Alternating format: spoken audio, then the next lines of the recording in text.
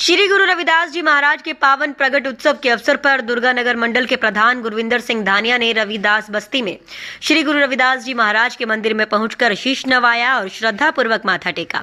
इस दौरान उन्होंने संगत के साथ प्रार्थना कर क्षेत्र की सुख समृद्धि की कामना की। गुरविंदर सिंह धानिया ने श्रद्धालुओं को इस पावन पर्व की हार्दिक शुभकामनाएं देते हुए कहा कि श्री गुरु रविदास जी महाराज ने समाज को समानता, भाईचारे और मानवता का संदेश दिया। उन्होंने कहा कि गुरु रविदास जी का जीवन और उनकी वाणी आज भी समाज को सही दिशा दिखाने का कार्य करती है। आपने बहुत ही गोस्वामी जी, आपने बहुत ही बढ़िया बातें बताई।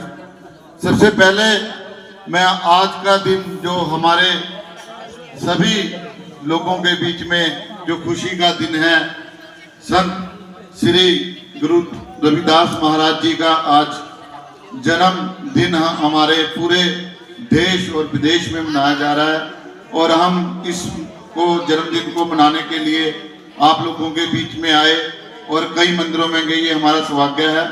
आप लोगों के बीच में आपने मेरे को बुलाया। मैं आपका तहे दिल से ये कमेटी का और अपनी मातृशक्ति, मेरी बहनें, नौजवान साथी सभी का मैं यहाँ स्वागत करता हूँ, धन्यवाद करता हूँ दिल से।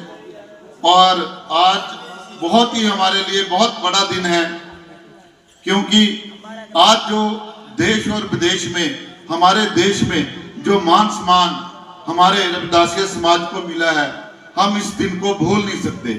क्योंकि आज हमारे जो सबसे बड़ा धाम है हमारा वाराणसी में, उसमें आज हमारे देश के प्रधानमंत्री श्री नरेंद्र मोदी जी भी सुबह माथा टेक के आए, आशीर्वाद लेके आए बाबा जी का। और उसके बाद जलंधर में, पंजाब में बल्ला जी जो सचखंड डेरा है, वहां पे संत श्री नरेंद्र दास जी का आशीर्वाद लेने मोदी जी स्वयं पहुंचे। और ये हमारे लिए बहुत ही खुशी का दिन है, क्योंकि आज पूरा वर्ल्ड का मीडिया, पूरे वर्ल्ड का मीडिया आज हमारे इस जो जन्मदिन गुरु रविदास जी का मना रहे हैं, हमारा सारे मीडिया ने आज दिखाया है और देश विदेश में भी आज डंका बजा है। आपने देखा होगा कि कल दुबई के अंदर भी बाबा जी की फोटो चली है रात को। दुबई के जो बुर्ज खलीफा है वो सबसे बड़ा बिल्डिंग है पूरे वर्ल्ड की, उसके अंदर भी बाबा जी की फोटो चली है। हमारे लिए गर्व की बात है। और वहां तक हम कैसे पहुंचे ये आप सबको पता है। बाबा साहब अम्बेडकर जी, जिन्होंने हमें इस समाज में एक सबके साथ बैठने उठने का और पढ़ने का और हमें इस देश के अंदर तरक्की करने का एक जो रास्ता है बाबा साहब ने दिखाया है, हम उनको भी आज दिल से याद करते हैं। क्योंकि हम उनकी देन है, उनका नाम लेने के भी काबिल नहीं है, लेकिन फिर भी हमारे समाज को उठाने के लिए उन्होंने बहुत कुर्बानी दी है। तो आज हम उनको भी याद करते हैं।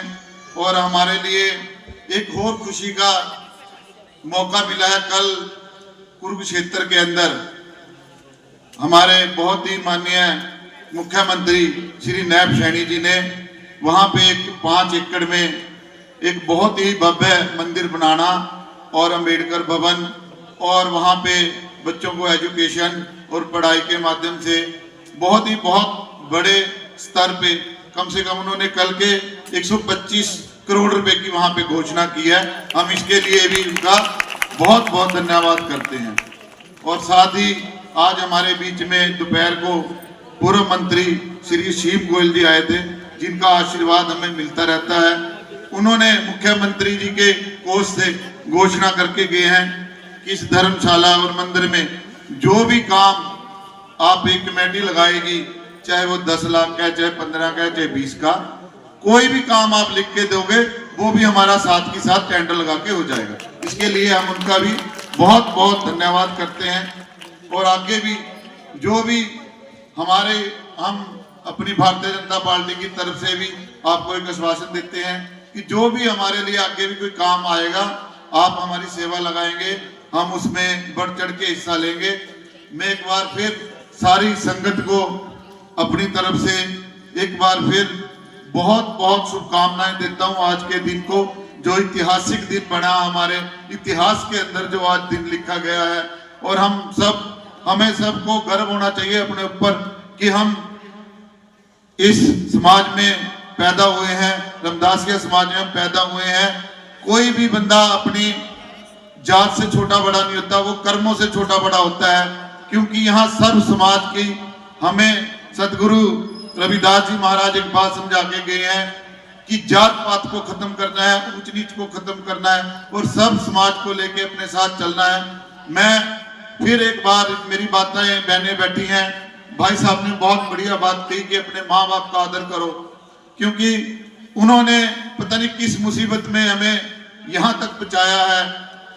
एक बाप होता है जो आधी रोटी खाता है लेकिन अपने बेटे को पूरी देता है और उसकी एजुकेशन के लिए और उसकी मांग पूरी करता है। एक संत ने कहा है कि हम इस समाज में जी रहे हैं, लेकिन मैं आपको एक बात कहता हूं कि अपनी हैसियत से ज्यादा आप एक मकान ना बनाओ।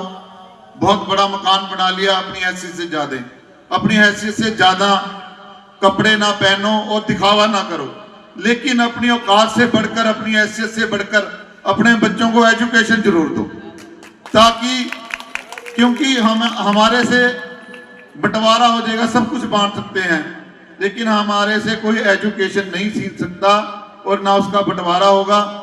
आप सब यहाँ बैठे हैं, एक प्रण लेके जाओ कि अपने बच्चों को एजुकेशन देनी है, ज्यादा से ज्यादा उनको अच्छे से अच्छे स्कूल में पढ़ाना है ताकि वो उनके भविष्य के बारे में हो। और मेरे नौजवान साथी खड़े हैं, मैं हाथ जोड़ के इनसे रिक्वेस्ट करूंगा कि भाई नशे से दूर, नशे के पास नहीं जाना। हमारी जीवन के अंदर सबसे बड़ी तरक्की का एक ही हमारे पास राज है, वो है एजुकेशन, पढ़ाई। क्योंकि हमारे इस समाज के अंदर हम लोग जितने बैठे हैं, कोई हम अपने बच्चों को करोड़ों की प्रॉपर्टी नहीं दे सकते, लेकिन एजुकेशन दे सकते हैं और वो देनी ही चाहिए। हर माँ बाप को इसका प्रण लेके जाना चाहिए। हम सतगुरु जी के चरणों में बैठे हैं।